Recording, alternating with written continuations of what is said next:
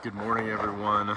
I got a comment on one of my videos, on the video about the wallets, and I wanted to address it here. So the comment went something along the lines of basically, a haversack would have been a valuable piece of gear, and this person couldn't imagine that a soldier would have just ditched that gear after the war.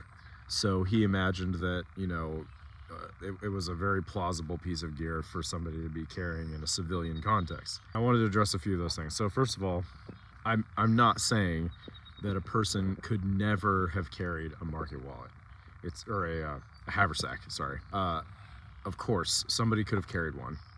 That's not the question. The question is, how common was it for someone to carry one? And according to what we have documentation for, and we have piles of it, is that in civilian contexts, it was very common for people to carry market wallets.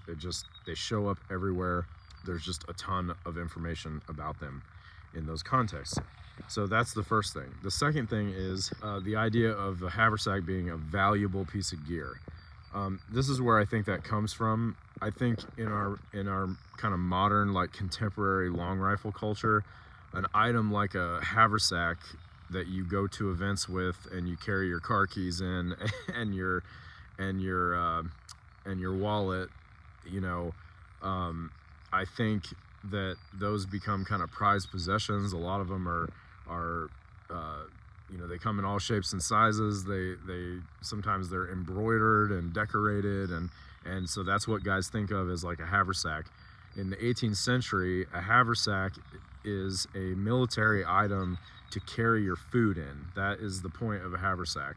So, and I'm not even saying that other bags didn't exist, but, again, we just don't see them being used in those contexts very often. And when we do, it's kind of very specific and kind of, but anyway, the point is that that a haversack being valuable, you're carrying your food around. Imagine being on campaign, you're carrying this bag around and it has all this food in it and it's summertime and it's hot. That bag is gonna become nasty after a while. And this is not gonna be an item that you're taking home and saving or trading because it's valuable. That was another part of the comment.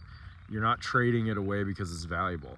This is a disposable item in the 18th century. And we see, soldiers in war ditch things. They don't carry certain things. If they, even if it's issued to them, it's not some valuable piece of equipment. So I think just changing the mindset, like this is a disposable item in the 18th century. This isn't a prized possession that you paid $150 for from a maker of bags, like we do today. This was a item that was issued to you, given to you, or the materials were provided to you to make it so that you could carry it on campaign.